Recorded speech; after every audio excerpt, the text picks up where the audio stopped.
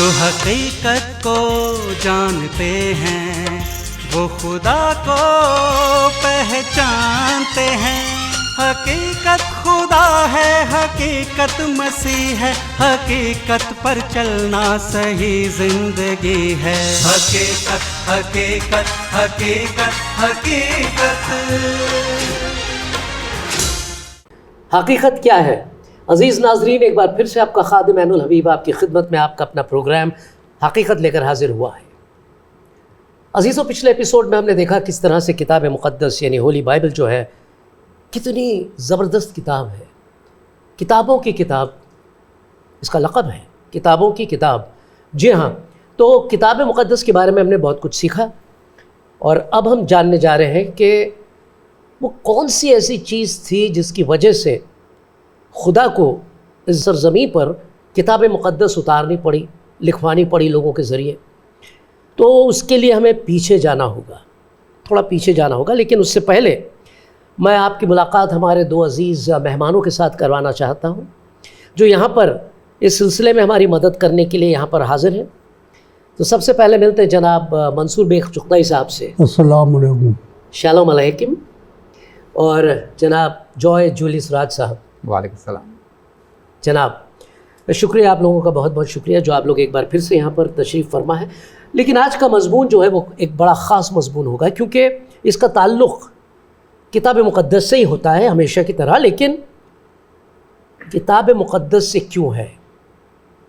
देखिए, खुदा ने पूरे आलम को तैयार किया, बनाया, सब कुछ किया, सरज़मी को बनाया, उसे फैज़याब किया। यहाँ पर बहुत सारी चीज़ें, बहुत अलग अलग नस्ल के जानवर और पौधे और फल, हर चीज़ यहाँ पर मुहैया थी। और वहाँ पर उसने एक इंसान को बनाया जिसे अब हज़रत आदम कहते हैं, और वो भी अपनी छवि में अपनी तरह बनाया और उसे सारे के सारे इख्तियारात दे दिए और कहा कि देखो, तुमको और तुम्हारी बीवी यानी कि बीवी हव्वा को मैं सारे इख्तियारात देता हूँ। इस बाग में मैंने दो ऐसे पेड़ लगाए हैं। एक पेड़ जो है वो ज़िंदगी का फल देता है और दूसरा पेड़ जो है वो अच्छाई और बुराई के बारे में तुम्हें बताएगा। लेकिन अगर तुमने उस फल को खाया भी तो मौत आएगी, यकीनन मौत। अब यहाँ पर मौत से क्या मतलब था? मौत का मतलब यहाँ पर था कि खुदा से अलग हो जाना, न सिर्फ जिस्मानी मौत लेकिन एक रूहानी तौर पर भी इंसान का मर जाना। और सभी लोग इस कहानी से वाकिफ़ हैं कि हज़रत आदम और बीबी हव्वा ने क्या किया और फिर खुदा ने गुस्से में आके उन लोगों को बाग़ अदन से निकाल दिया और वो चले गए। उसके बाद दुनिया में एक अजीब तरह का माहौल पैदा हो गया इस दुनिया में। वो खूबसूरत दुनिया जिसे देखकर खुदा ने कहा था कितनी खूबसूरत दुनिया, लेकिन वहाँ पर बुराई आ गई, गुनाह आ गया, अलग अलग तरह की चीज़ें आ गई और वहाँ पर से मौत का सिलसिला शुरू होता है। और सबसे बड़ी मौत, पहली मौत कौन सी होती है? एक भाई दूसरे भाई का कत्ल करता है। एक भाई दूसरे भाई का कत्ल करता है और उसके बाद फिर इस पूरी सरज़मी पर गुनाह ही गुनाह जो है फैल जाता है। अब खुदा क्या करे? इंसान से तो मोहब्बत करता है, इंसान को बचाना चाहता है। तो अब ये एक चीज़ है जिसके बारे में हमने बाइबल में इससे पहले वाले एपिसोड में सुना था आप लोगों से कि ये नजात की किताब है, नजात। तो आते हैं उस सिलसिले पर और ये देखते हैं कि ये नजात किस तरह से और कहाँ से खुदा ने ये सिलसिला जो है वो जारी किया। तो मंसूर साहब, इस पर आप कुछ रोशनी डालना चाहेंगे? जी, खुदा जो है वो न्याय के दिन का मालिक है। जी हाँ, हश्र के दिन का मालिक है। और कितना भी उसका कोई प्यारा हो, अगर वो गलती करता है तो सज़ा ज़रूर मिलेगी। जी हाँ, वो आदिल बादशाह है। जी, जब उसने इंसान को बनाया और हज़रत आदम ने गलती की, जी, गुनाह इस दुनिया में आ गया और गुनाह फैलता गया। जब हम हज़रत नूह के टाइम में आते हैं जी, तो गुनाह इतना फैल चुका था, बहुत बुरी हालत थी। तो नूह और उनका ख़ानदान जो था वो खुदा के साथ चलने वाले लोग थे। जी, यानी तब तक वो खुदा को जानते थे। क्योंकि जहाँ बुरे लोग होते हैं वहाँ एक दो अच्छे लोग भी होते हैं। और वो ही उनकी निजात का बाइस होते हैं। जी जी इस तरीके से खुदावन ने हज़रत नूह से कहा कि तू अपने लिए उसे नाप दी बुरी, कितनी लंबी, कितनी चौड़ी, कितनी ऊंची, एक कश्ती बना ले और उसमें इतने इतने खाने करना। तो उन्होंने बनाई। जब वो कश्ती बना रहे थे तो लोग आते थे और हंसते थे जी उनकी मजाक उड़ाते थे कि ये क्या बना रहा है। उनके लिए तो एक अजूबा था, ये जी हाँ जी हाँ एक नई चीज़ थी। तो कोई बात नहीं, खैर उन्होंने तो इस तरफ तवज्जो नहीं करी और खुदा के हुक्म को माना, कश्ती तैयार हो गई। जी और इस तरीके से 8 जानें बची, हज़रत नूह, उनके 3 बेटे और इनकी चारों की बीवियाँ, जी बाप बेटों की बीवियाँ। तो वो बचे। अब जितना गुनाह था, यानी खुदा ने पानी के ज़रिए से पूरी दुनिया को ख़त्म कर दिया। जी लेकिन फिर उसके बाद वादा किया कि अब से पानी से ख़त्म ना करूँगा, आ गया किसी और उससे। तो उसके बाद वो बचे और बचने के बाद मुनी से दुनिया फैली। जी उनके 3 बेटे थे, उनकी नस्लें जो हैं उससे दुनिया फैली, जी जी उनसे, जी और दुनिया फैलती गई है। आज एक नई दुनिया जो है, एक नई दुनिया, क्योंकि बाकी पेड़ पौधे तक तबाह हो गए थे। बनी नूह इसलिए कहा जी। जाता है हमको, बनी नूह। बनी नूह। तो कुछ जानवर भी उन्होंने बचाए थे उस कश्ती में, कुछ जानवरों जी। के जोड़े, तो वो जानवर बचे। और उसके बाद इंसान बढ़ता गया और आज दुनिया की तरफ देखते हैं। देखिए देखिए क्योंकि खुदा ने एक वो बरकत दी थी कि तुम फलो फूलो और ज़मीन को भर दो। जी तो वाकई अब ज़मीन में जगह नहीं रही।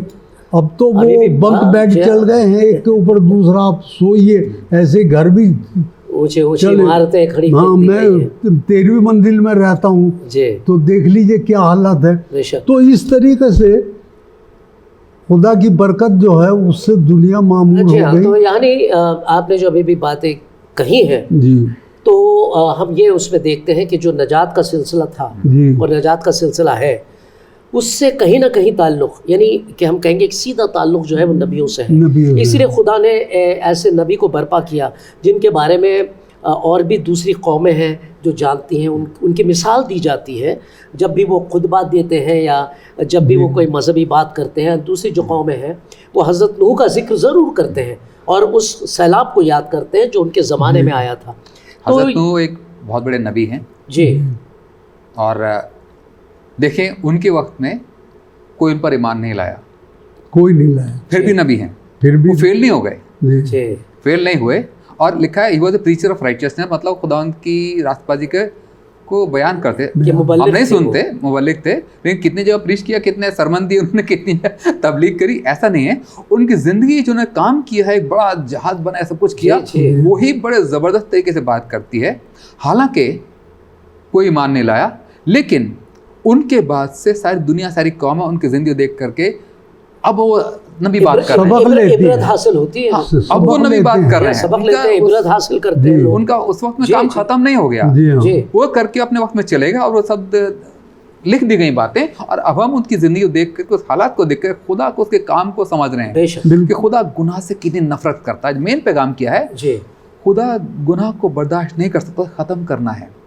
और साथ में खुदा की वो मोहब्बत भी है कि खुदा को दुनिया बर्बाद कर तकलीफ हुई, जी बेशक तो खुदा के नेचर का, खुदा के काम का बयान करें हज़रत बिल्कुल नूह। बिल्कुल उनके जो ज़िंदगी के ज़रिए से खुदा हो रहा है, वो सब बड़ी ज़बरदस्त तरीके से निकल के आ रहा है। जी तो इस तरह वो नबी बन गए। जी हाँ। उसमें एक और हैरत अंगेज़ बात यह है कि जो सबसे पहले कश्ती थी जो इतने बड़े तूफ़ान को झेल पाई, वो आप ही ने तैयार की थी, जबकि किसी के पास कोई नक्शा था ना, कोई तजर्बा था, कुछ भी नहीं था। लेकिन खुदा ने उन्हें, जैसे आपने शुरू में बताया, कि पूरा नक्शा दिया किस तरह से बनानी है। और इसमें एक मज़ेदार बात क्या है कि आज दुनिया में दुनिया एक दूसरे से कैसे जुड़ी है, कश्तियों के ज़रिए, जहाज़ों के ज़रिए। कश्ती लोग पहले यहाँ से- कश्तियों के जरिए, जहाज तो बाद में आए। और तिजारत आज भी सब में ज़्यादा जो होती है वो समुद्री रास्ते से ही होती है, कश्तियों और के कश्तियों जरिए। से, और एक से एक खूबसूरत कश्तियाँ आज बन रही हैं, लेकिन सबका डिज़ाइन एक सा ही है। एक सा है, वो हज़रत नूह की कश्ती पे। यानी खुदा जो है वो इंसान के लिए भला ही करता है। भला ही उसमें उसने सज़ा दी, लेकिन उसने एक रास्ता भी तैयार किया जिसे हम कहते हैं कश्ती। और हजरत नूह जो आज बात करें, कलाम कहता है आखिरी वक्त जो दुनिया का है हजरत नूह के ज़माने जैसा होगा। तो आखिरत की बात कर रहे हैं, वो बहुत कदीम ज़माने में है कि वो लोग वैसे ही होंगे। इंसान बदला नहीं है, इंसान की नेचर नहीं बदली है, इंसान के गुनाह की तबीयत ख़त्म नहीं हुई है, और वही इंसान वैसे ही होंगे, गलत होंगे, ईमान नहीं लाएंगे। जी, तो लिखा है वो आज हमसे बात कर रहे हैं, बेशक हजरत नूह बात करें, लेकिन लोग ईमान नहीं लाएंगे, जी। लोग यकीन नहीं करेंगे और गुनाह में ही पड़े रहेंगे, और तब आखिर में हलाकत आ जाएगी। जो सोचते कुछ नहीं होगा, तभी आखिर में सब कुछ हो जाएगा। खुदा ने पहले अपने नबियों से बता दिया, उस वक्त बता रहा था, समझ जाओ, कोई नहीं समझा, और आखिरत के लिए बता दिया ऐसा होने वाला है, हो सकता तो तैयार हो जाओ, नहीं तो हालात तो बहुत हो जाएंगे। बहुत ही ज़रूरी बात है। उस वक्त में जब लोग ईमान नहीं लाए, आज भी हमें ऐसे लोग मिलते हैं जो ईमान नहीं लाते, बल्कि ईमान ना लाए लेकिन वो मजाक उड़ाते हैं। जो लोग ईमान लाए उनकी मजाक उड़ाते हैं, उन नबियों की मजाक उड़ाते हैं, दूसरों का ईमान बिगाड़ने की कोशिश करते हैं। तो हजरत जो नूह है आखिरत के नबी हैं। जी, आखिरत की बात कर रहे हैं, आखिरत के लोगों को तैयार कर रहे हैं। जी हाँ। तो जनाब जॉय साहब, बड़ी अच्छी बातें हमारी हुई हैं हज़रत नूह को लेकर। तो ये सिलसिला हम आगे बढ़ाते हैं। हज़रत नूह के बाद खुदा ने और किसे चुना, कैसे चुना, और यही जो नजात का सिलसिला है उसे कैसे बढ़ा है? क्योंकि हम ये जानते हैं कि जो पुराने अहदनामे में जो पैगंबर थे, नबी थे, सबकी एक अलग खासियत थी, सब एक अलग सा पैगाम लेकर आए थे, और हालात भी बिल्कुल अलग थे उनके। लेकिन किस तरह से खुदा अब इनके बाद, हज़रत नूह के बाद, किन को इस्तेमाल करते हैं? ख़ास से एक बहुत बड़ी शख्सियत हज़रत अब्राहम है।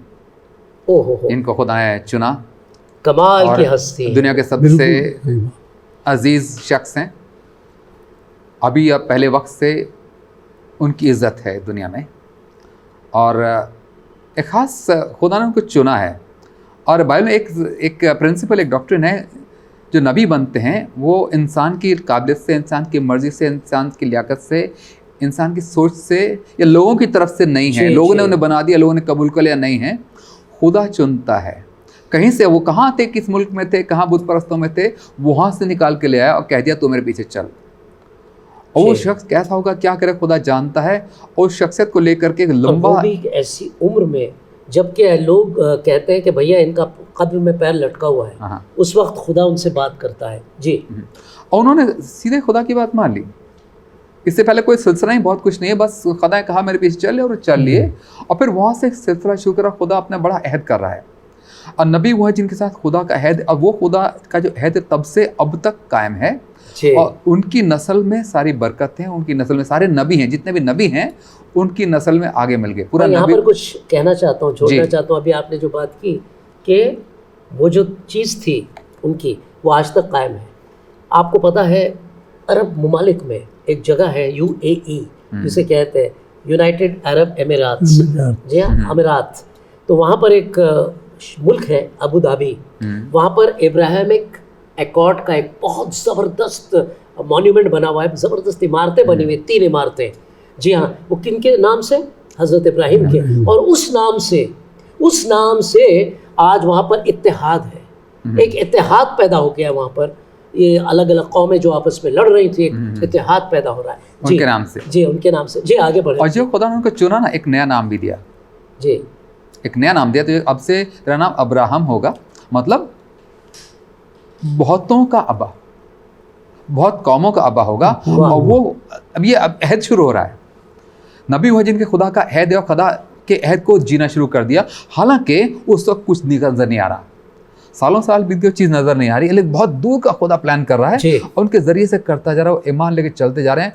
हालांकि हज़रत अब्राहम की ज़िंदगी कमियाँ भी हैं, कमज़ोरी भी हैं, जो हम उनकी पूरी डिटेल में हिस्ट्री नहीं जाएंगे, लेकिन उसके बावजूद खुदा का अहद उनके साथ कायम है। खुदा के दोस्त कहलाए, बड़ा लक़ब बड़ा है, खुदा के दोस्त, हबीब खुदा। एक नबियों के साथ खुदा का रिश्ता एक दोस्ती का है, खाली नौकर नहीं है। वो खुदा के नबी सिर्फ नौकर नहीं है, खादिम तो है, लेकिन एक दोस्ती का करीबी रिश्ता है। हबीब भी है। हबीब का मतलब होता है कि बेहद अजीज दोस्त। हाँ, और खुदा जो मोहब्बत है ना, जी। इसीलिए खुदा के दोस्त हैं। अगर खुदा मोहब्बत नहीं होता ना, बड़ा ज़बरदस्त और डरावना सब कुछ होता, तो दोस्ती या दूर बैठा हुआ है हाँ, कहीं हाँ। पर, उसको इंसान से कोई राब्ता नहीं रखना है। करीबी है खुदा के साथ, अब्राहम के साथ करीबी थी। और जितने अब्राहम के फर्जंद हैं वो सब खुदा के दोस्त हो जाते हैं। जी। एक बड़ा सिलसिला, एक नबियों के जरिए से ना बड़ी बरकत है। जी। और कहीं डायरेक्ट नहीं लिखा, लेकिन अब जब एक अबीमेलेक एक बादशाह था, और अब्राहम की बीवी शारा बहुत खूबसूरत थी, उनको ले गया।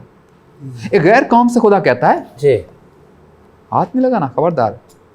गैर कौम से, सही हाँ, बात। गैर कौम से खुदा बात कर रहा है। जी। हम कह रहे हैं नबी से खुदा बात और कर वो रहा भी है, बादशाह से। एक बादशाह से बात कर रहा है। ये मेरा नबी है, उसकी जिसकी ये बीवी हाँ, है। ये मेरा नबी है, नबी तू है। उसके पास जाओ, तेरे लिए दुआ करे, तेरा फायदा हो जाएगा। तो खुदा अपने नबी की हिफाजत भी करता है। हाँ, बेशक। नबी मारे भी जाते हैं, खुदा की मर्जी से मारे जाते हैं, उन पर जुल्म भी होता है, लेकिन जब तो खुदा की मर्जी मुताबिक होता है और उसका हिफाजत उस पर बनी रहती है। खुदा का लंबा प्लान है, मैं ऐसे ये करूंगा, जी, बड़ी जी। कौम बनाऊंगा, तो सबको कह दिया खबरदार, इसको हाथ नहीं हाथ लगाना, लगाना। और इसके पास जाना हो तो ये दुआ करे तेरी बरकत। तो नबियों के पास वो इख्तियार है। खुदा ने क्या कह दिया उस गैर कौम बादशाह को, इख्तियार है, ये तेरे लिए दुआ करेगा और तू बरकत पाएगा। जी। और उस बादशाह ने मान ली, गैर कौम बादशाह ने खुदा की बात मान ली और सारा वापस वापस आ आते हैं। गया। तो यहाँ खुदा पर ने एक छोटा हाँ, सा हम ब्रेक लेंगे, एक छोटा सा ब्रेक लेंगे, उसके बाद फिर से हाजिर होंगे और इसी सिलसिले को हज़रत इब्राहिम के बारे में जारी रखेंगे। बस अजीज़ों, हम गए और आए, छोटा सा ब्रेक है।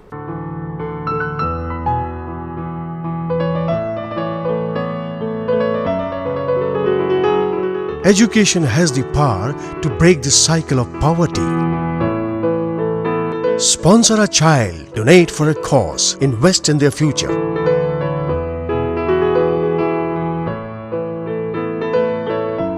Sponsor a child, let their future smile. You can make a difference.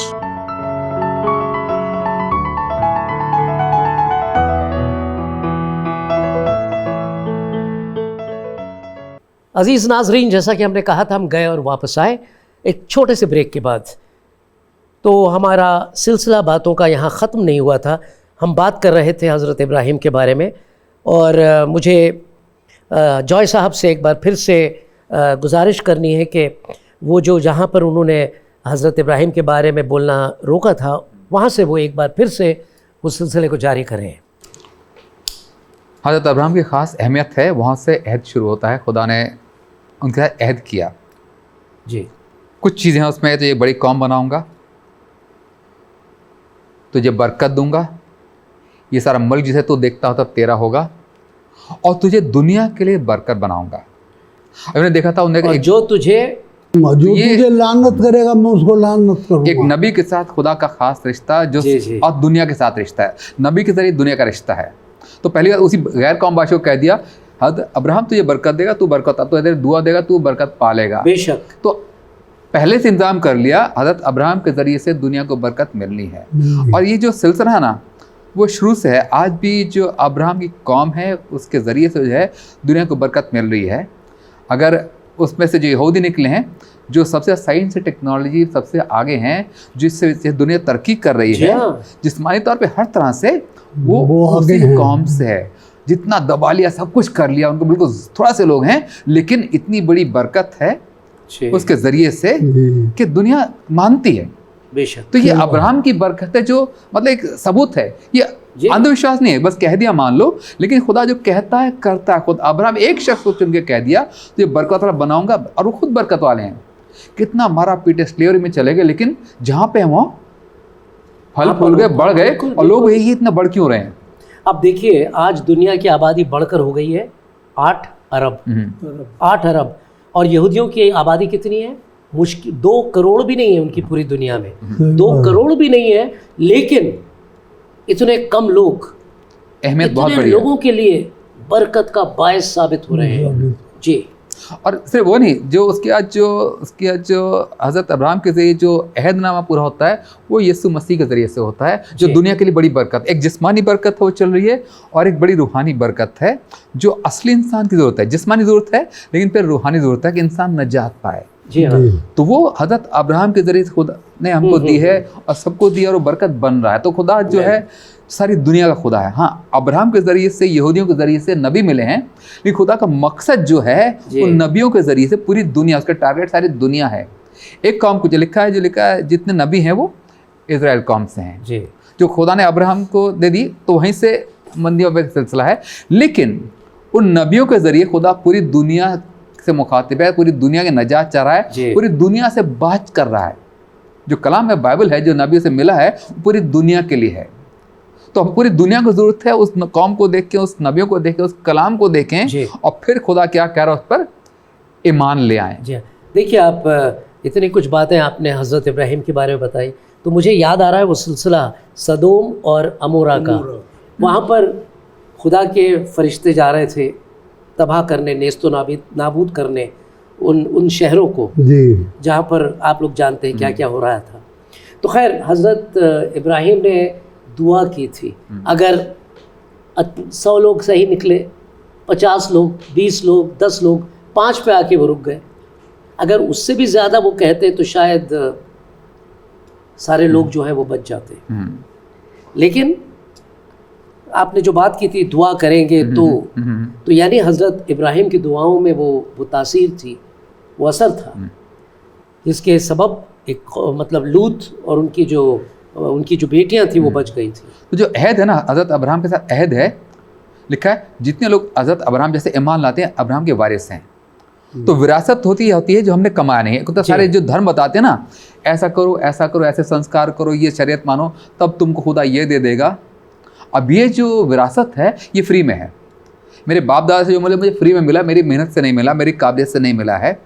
तो जो हमको मिल रहा है इब्राहिम के जैसे ईमान लाने से, हम उसके फर्जंद हो गए, और जो फर्जंद हो गए तो जो अहद है, जो बरकतें, वो सब हमारी मुफ्त में हो गई। आमीन।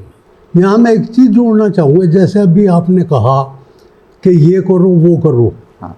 हर मज़हब ये कहता है ये करो वो करो, और बाइबल कहती है everything has done, you have to believe only. सब कुछ खुदा कर चुका है, आपको ईमान लाना है, सब कुछ खुदा ने कर दिया ऑलरेडी। लाने से इंसान ने नहीं, खुदा ने कर दिया।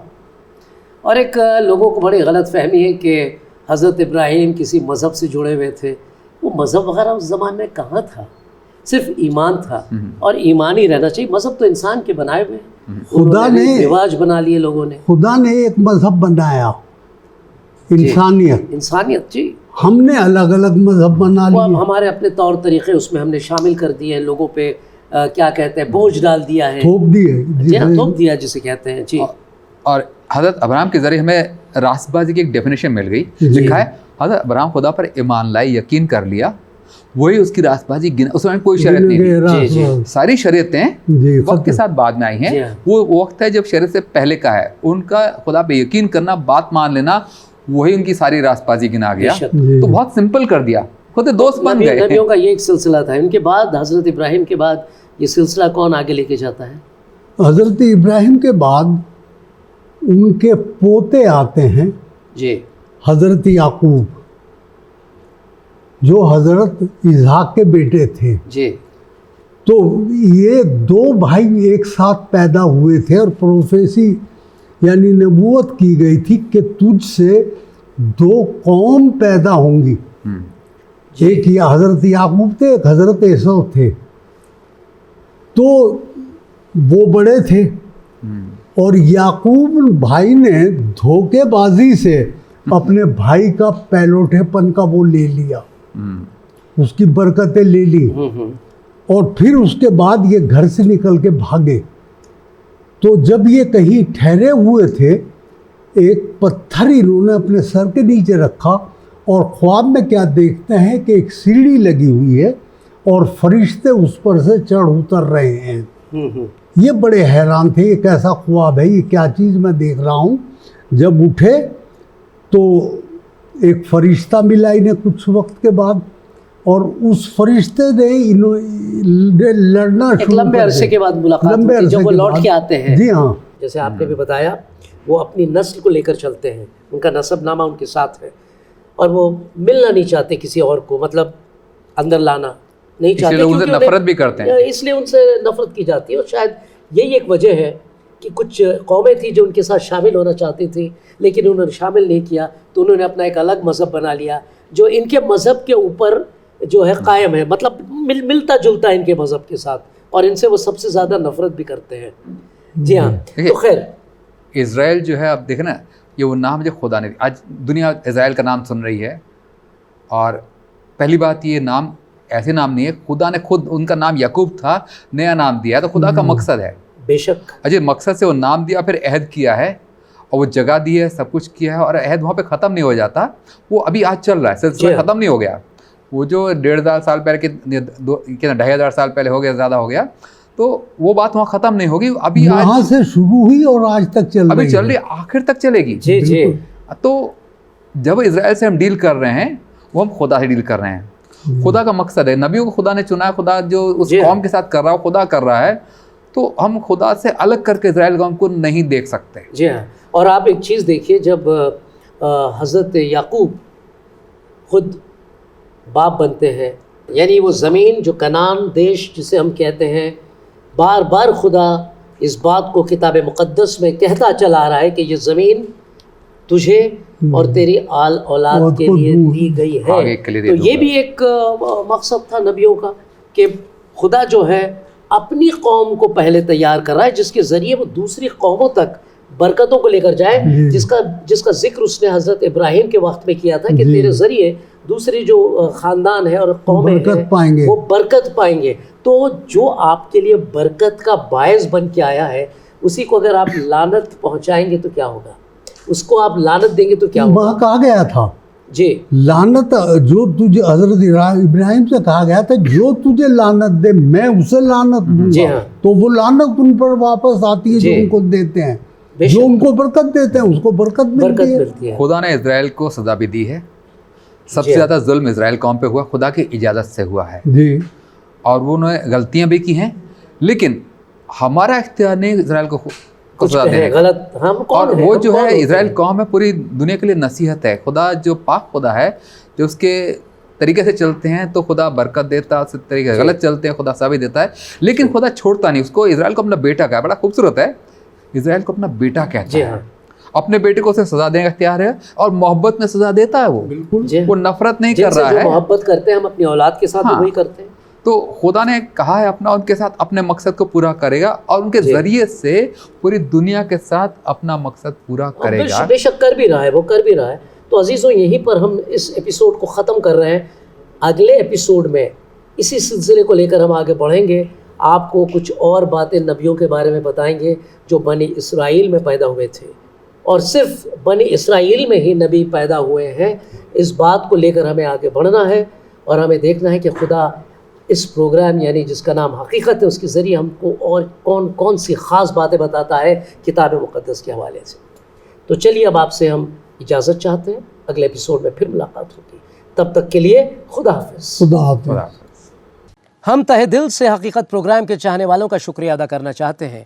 यह आपकी दुआओं का सिला है, और साथ ही आपके दिए मोहब्बत भरे भेंट, नजराने और हदियों से मुमकिन हुआ है कि हमारा प्रोग्राम इतने लंबे अरसे से यहाँ चलाया जा रहा है। आप कहेंगे ये खुदा का करना है, बेशक, मगर साथ ही साथ खुदा ये भी तो फरमाता है कि उसके बंदे उसके काम में उसका हाथ बटाएं।